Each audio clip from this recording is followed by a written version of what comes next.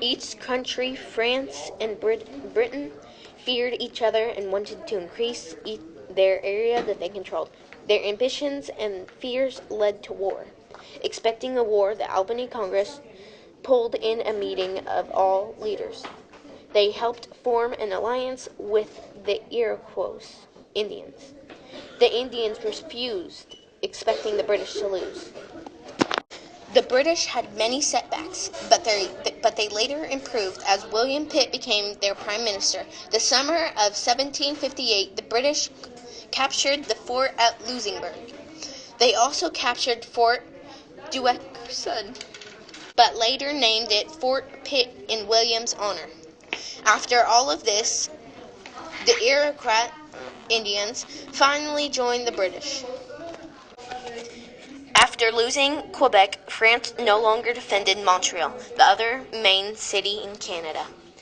And after signing the Treaty of Paris, France lost almost all of its possessions. Before the French and Indian War, the American colonists enjoyed a large degree of self-government. Then after the French and Indian War, friction with Britain increased when Britain imposed new taxes and regulation on the colonists. Britain controlled almost all the land east of the Mississippi River after the war. The colonists were proud of their efforts to win the French and Indian War and escape Britain to be grateful for their assistance. However, they identified more with one another than with Great Britain. Great Britain raised laws because the war was expensive. In 1764, Parliament passed the Sugar Act. 1 year later, Great Britain passed the Quartering Act. Last, the Stamp Act required the colonists to buy special tax stamps for products and activities. In October, delegates from 9 colonies met in New York to sign a petition. It addressed the King and Parliament and demanded the end of the Sugar and Stamp Act.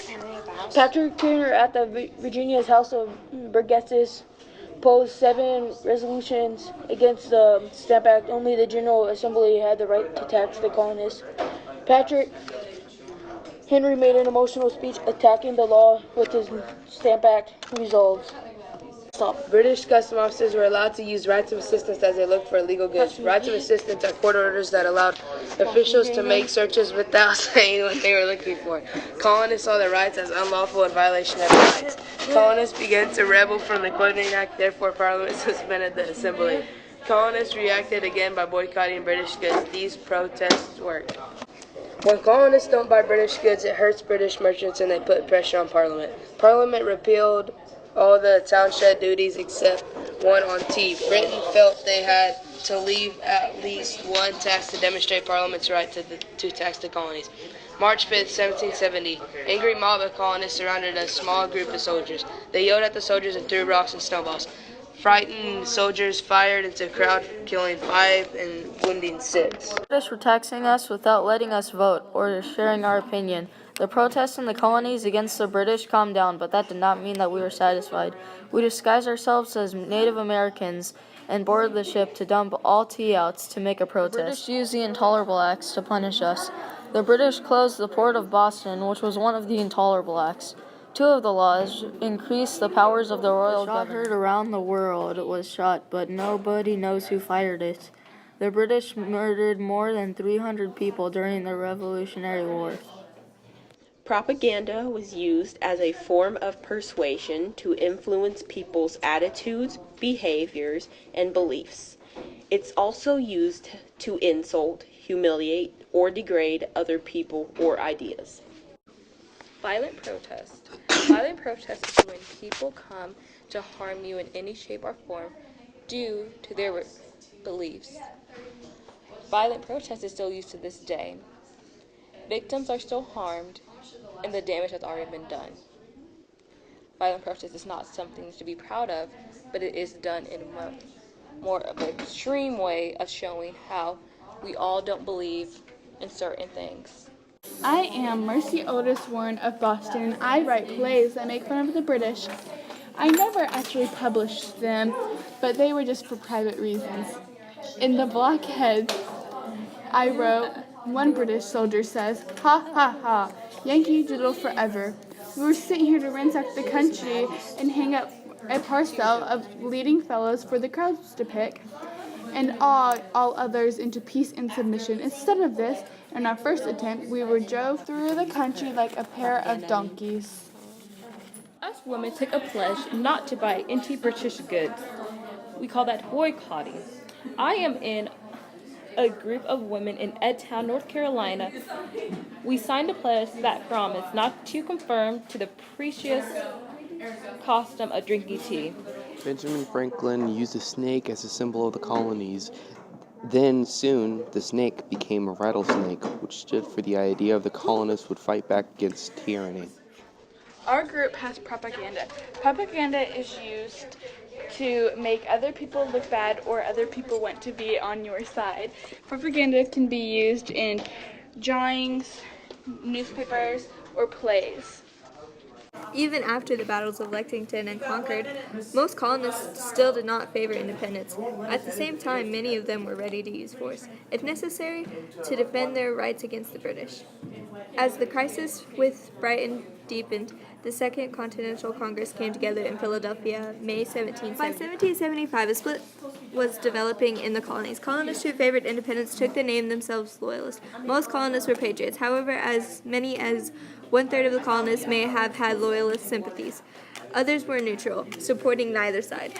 On May 10, 1775, the same day the Second Continental Congress began meeting, an important battle took place in northern New York. A daring band of colonists made a surprise attack on Fort Ticonderoga. Even months after Lexington and Concord, many delegates at the Second Continental Congress hoped that peace could be restored between Britain and its American colonies. Two resolutions passed in July showed the uncertainty of the Congress. In June 1775, the British had 6,500 troops in Boston. The Americans had about 10,000 surrounding the city. About 1,600 of these troops occupied Breed's Hills overlooking the city. From this position, they could fire on British ships in Boston Harbor. Nearby was Bunker Hill, also controlled by the Americans. The Americans surrounding Boston were farmers and workers, not trained soldiers. Nobody knew if they would stand the fight against the tough British troops. While Washington was training one army outside Boston, two other American armies were moving north into Canada. One led by Richard Montgomery, left from Fort Ticonderoga. The other, led by Benedict Arnold, moved north Right through... over there. Do you want to fight for us? I'll pay you. Take that, Britain. Nothing comes in, well, nothing will come out. You're surrounded. Bow down to our navy.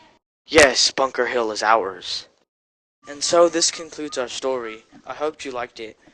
I am Patrick Henry. I was an American attorney and was known for my speaking skills. I was elected to the Virginia House of Burgesses in 1765. The Virginia House of Burgesses was the first legislative assembly in the American colonies. I spoke against the king and Parliament in one of my speeches on the Stamp Act. People gave me criticism and made me apologize to the king. On March 1775, I made my best-known speech. My speech gained Virginia's troops for the revolutionary cause. After my speech, members jumped from their seats and yelled to arms. Background: the intolerable acts were made to punish Massachusetts. Because of this, they got mad and formed an army, plus they limited British's control to Boston. William Sutherland. I was on my way to Boston to get the colonists' weapons. Coming towards Lexington, I saw a fellow with a gun aimed at me, so I immediately called for Mr. Adair and the others to watch the situation. We continued on our way, and then they fired at us, but we did not fire, but hoped for mercy. We then came to a plain opposite to the church when several officers yelled, "Throw down your arms and you shall come to no harm," or something like that, which we refused to do. At the same time, the horsemen and I rode in among them. At that time, I heard Major Pitcairn shout, "Soldiers, don't fire, keep your ranks, form and surround them." Instantly, some foes who got over the hedge fired at us, so for the first time, our men shot back and scared my horse off. Once I turned around and returned, many grenadiers fired at me from a wood. Since they were discovered, our grenadiers fired back. Here's Thomas Paine. Born in England in 1737, Thomas Paine left school at the age of 12. Later, he unsuccessfully tried a variety of careers from sailor to tax collector. Then he met Benjamin Franklin. Franklin helped Paine come to the American colonies and find work as a journalist. 2 years later, in 1776, Paine published Common Sense. Why was Thomas Paine important? He was the revolutionary scholar for the masses. He made the revolution popular. He wrote complex philosophies into relatively simple terms so that the people would rally behind the revolution. This was very important because the colonists were by no means all prepared to revolt. What has Thomas Paine done? Well, he has helped shape many of the ideas that have marked the age of the Revolution. Published in 1776, his highly popular Common Sense was the first pamphlet to advocate American independence. After writing the Crisis paper during the American Revolution, Paine returned to Europe and offered his defense of the Revolution with the rights of man. His political views led to a stint in prison, and after his release, he produced his last great pamphlets. Since I challenge the warmest advocate for reconciliation to show a single advantage that this continent can reap by being connected with Great Britain. I repeat the challenge. Not a single advantage is derived. Our corn will fetch its price in any market in Europe, and our imported goods must be paid for. Buy them where we will. But the injuries and disadvantages we sustain by that connection are without number. And our duty to mankind at large, as well as to ourselves, instruct us to renounce the alliance, because any submission to or dependence on Great Britain tends to directly involve this continent in European wars and quarrels, and sets us at variance with nations who would otherwise seek our friendship, and against whom we have neither anger nor complaint. As Europe is our market for trade, we ought to form no partial connection with any part of it. It is the true interest of America to steer clear of European continent. What does Paine's speech mean? It means that Paine doesn't want to be a part of Great Britain because he fears that America will get caught up in their revolutions and their wars, and that we can sell our goods anywhere we want. We don't have to be a part of another country. Behind Thomas Paine's speech is because he wanted everybody else to rally behind them in the American Revolution against Britain. If they didn't have these people, they probably would have lost. The British reacted to Paine's speech very harshly. They didn't like the idea of Paine being able to rally Americans around the revolution. The colonists reacted to Paine's speech very positively. Many who wouldn't rally decided to join the revolution and fight for their freedom. As the British has moved into French territory and land, also known as the Ohio River Valley, we are going to take over it, and we don't care what they think. To avoid conflict with the Native Americans, British issued the Proclamation of 1763. I just can't believe they're making a tea art. You just can't do this to us. This is what you get, stupid redcoats. I just can't tolerate these intolerable acts. We have to do something about this. Join or die. Are we gonna let them do this to us? No, we're not. The Second Continental Congress met in May of 1775. The British surrendered Fort Ticonderoga. When the Olive Branch petition failed, the Continental approved militant sect of purpose. Patriots lost battle. Bunker Hill. George Washington drove the British from Boston.